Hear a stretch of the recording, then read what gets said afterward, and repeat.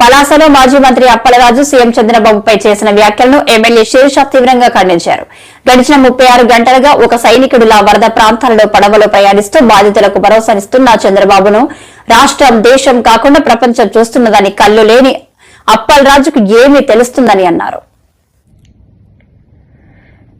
గత 36 గంటలుగా మనందరం ఆందోళన పడుతున్నట్టు రాష్ట్రంలో ముఖ్యంగా విజయవాడ నగరం చుట్టూ వరద ముంచెత్తుతుంటే ఇటు చంద్రబాబు నాయుడు గారు గాని అటు మంత్రులు గాని అధికార గణంతో ఒక ముఖ్యమంత్రి స్థాయిలో ఉన్న 74 సంవత్సరాల వ్యక్తి పడుతున్న కష్టం ఈరోజు ప్రపంచం అంతటికీ ఆదర్శంగా నిలుస్తుంది.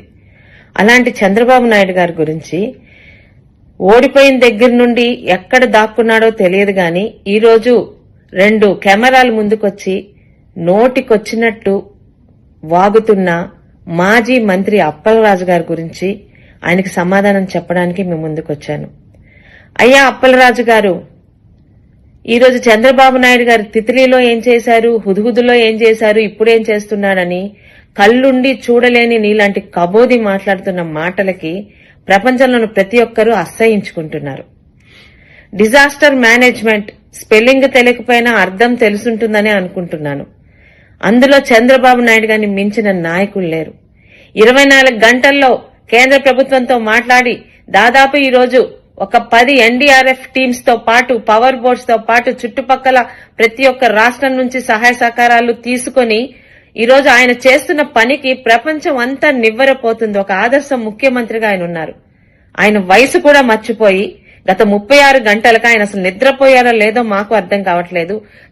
గంటకి ఒక మామూలు వ్యక్తిలాగా ఆయన అధికారులతో సమానంగా ఈరోజు పడవేసుకొని ప్రతి ఒక్క వీధికి ప్రతి ఒక్క ఇంటికి వెళ్లి ప్రతి ఒక్కరికి కూడా అమ్మా మీరు భయపడొద్దు, 24 గంటల్లో సాధారణ పరిస్థితికి తీసుకొస్తాను, మీతో నేను ఉన్నానని ప్రతి గడపకి ఆయన ఈరోజు ఇస్తున్న భరోసా ప్రతి ఒక్కరి మనసుల్ని కదిలించి వేస్తుంటే నోటికొచ్చినట్టు మాట్లాడతావా? హుదుహుదులో ఆయన ఏం చేశారో నువ్వు చెప్పక్కర్లేదు. విశాఖపట్నం నగరాన్ని చంటి బిడ్డలా కాపాడుకున్న ఈరోజు ఎవరు విశాఖపట్నంలో మర్చిపోవట్లేదు. తిత్లీలో దాదాపు సచివాలయాన్ని అందరినీ ఈరోజు పలాస తీసుకొచ్చి 7 రోజులు ఒక ముఖ్యమంత్రికి ఒక మామూలు బస్సులో ఆయన నివాసం ఉంటూ పలాస మొత్తాన్ని మళ్లీ మామూలు స్థితికి తీసుకొచ్చారు. అలాంటి ఆయన గురించే మీరు మాట్లాడుతున్నారు. మీకు తెలిసొస్తే కదా ఈరోజు మీ వరకు గత 5 సంవత్సరాలు మీ పాలనలో నెల్లూరు జిల్లాకు చుట్టుపక్కల వరదలు వచ్చినప్పుడు ఒక హెలికాప్టర్లోని వెర్రి నవ్వులు నవ్వుకుంటూ చూసిన వెళ్లిన ముఖ్యమంత్రి అప్పటి ముఖ్యమంత్రి జగన్మోహన్ రెడ్డి గారికి ఈరోజు నిద్రపోకుండా నిద్రాహారాలు మాని ప్రతి గడప తొక్కుతున్న మా ముఖ్యమంత్రి చంద్రబాబు నాయుడు గారికి ఎంత తేడా ఉందో ప్రజలకు అర్థమవుతుంది.